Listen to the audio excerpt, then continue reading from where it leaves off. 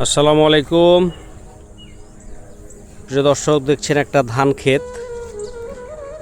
কৃষকের এক সম্পদ, কিন্তু আসলে জমিতে ফসল বুনে কৃষককে বাসায় বসে থাকলে হয় না। দেখছেন যে ধানের কি অবস্থা। দূরের ধানগুলো এখনও আর কি দাঁড়িয়ে আছে। এই কিছুদিন আগে বেশ প্রবল ভারী বর্ষণ হলো, ইতিহাস জোড়া। তো সেই ভারী বর্ষণে এই ধানগুলো সব পড়ে গেছে। ধানগুলো এগুলো সব আগে কিন্তু ভালো ছিল, দাঁড়িয়ে ছিল। ধানগুলো পুরোটাই পড়ে গিয়েছিল। তারপরে সেই কৃষকের ঘুম হারাম, কারণ জমিতে কখন পানি লাগবে, কখন পানি বের করতে হবে, কখন ফার্টিলাইজার দিতে হবে, কখন কি কীটনাশক ফাঙ্গিসাইড পেস্টিসাইড দিতে হবে, কৃষকের সেই দুশ্চিন্তার অন্ত থাকে না। কিন্তু এখানে একটা আমি নতুন সিস্টেম দেখলাম। সেটা হচ্ছে যে ধানগুলো যখন পড়ে গিয়েছিল, ধানগুলো আর কি কাদার সাথে আর কি মিশে যেত, কিন্তু তখন ফসলও নষ্ট হতো এবং ধানে রোদও পেত না। কিন্তু ফসলে রোদ না পেলে কিন্তু ফসল পরিপক্ক হবে না এবং ফলন বৃদ্ধি পাবে না। এর জন্য সে কৃষক কত কষ্ট করে, আপনাদের একটা দেখাই। এই জিনিসটা আমি এর আগে কখনো দেখি নাই। এই যে দেখছেন যে একটা খুঁটি পুঁতা আছে এখানে, এবং এখানে কিছু সুতা আছে। সুতা বলতে রশি। এই যে রশি, আমি এটা নড়াচ্ছি, আপনি দেখতে পাচ্ছেন যে নড়ছে। কারণ যখন ধানগুলো পড়ে যায় এবং মাটির সাথে মিশে গিয়েছিল, তখন নির্দিষ্ট অন্তর এই যে এখানেও খুঁটি পুঁতা আছে, নির্দিষ্ট অন্তর এই যে দেখছেন এখানেও আছে, এই দিকেও আছে আর কি।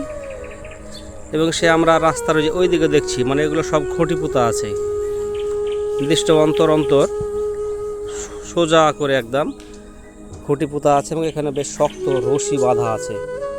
এবং সেই রশির ওপরে দুই দিকে ধানগুলোকে মানে একটু দাঁড় করে রাখার আপ্রাণ চেষ্টা করা হয়েছে। দেখছেন কি কষ্ট, অনেক কামলা লেগেছে আর কি, খরচও হয়েছে, রশি লেগেছে, খুঁটি লেগেছে, বাঁশ লেগেছে। এখন পর্যন্ত দাঁড়িয়ে আছে, এবং এই ফসলটা আসলে আগের মতো ভালো হবে কিনা সেটাও আর কি জানা নেই। কিন্তু একজন কৃষককে তার ফসল রক্ষার্থে যে কত কী করতে হয় আপনারা দেখতে পাচ্ছেন। এগুলো অনেক আশেপাশে সব পড়ে গিয়েছিল আর কি, এগুলো পড়ে গিয়েছিল। সে কীভাবে দাঁড় করে রাখার চেষ্টা করা হয়েছে, বিস্তীর্ণ জায়গায় কাজ করা হয়েছে। এক কষ্টসাধ্য ব্যাপার, সময় সাপেক্ষ ব্যাপার ছিল।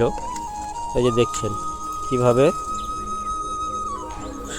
রশি বাঁধা আছে, শক্ত রশি, অপচনশীল রশি, প্লাস্টিকের রশি বাঁধা আছে, এবং সেই ধানগুলোকে দাঁড় করে রাখার চেষ্টা করা হয়েছে আর কি।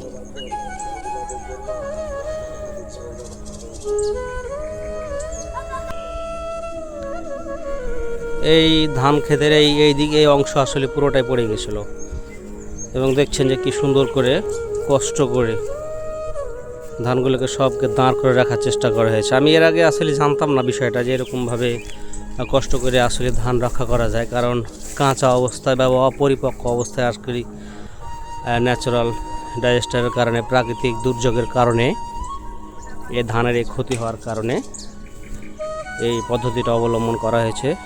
দেখতে পাচ্ছেন বেশ পরিশ্রমের কাজ বলা চলে। এই হচ্ছে আমাদের কৃষক, এই হচ্ছে আমাদের ফসল, এই হচ্ছে আমাদের প্রধান খাদ্যশস্য ধান।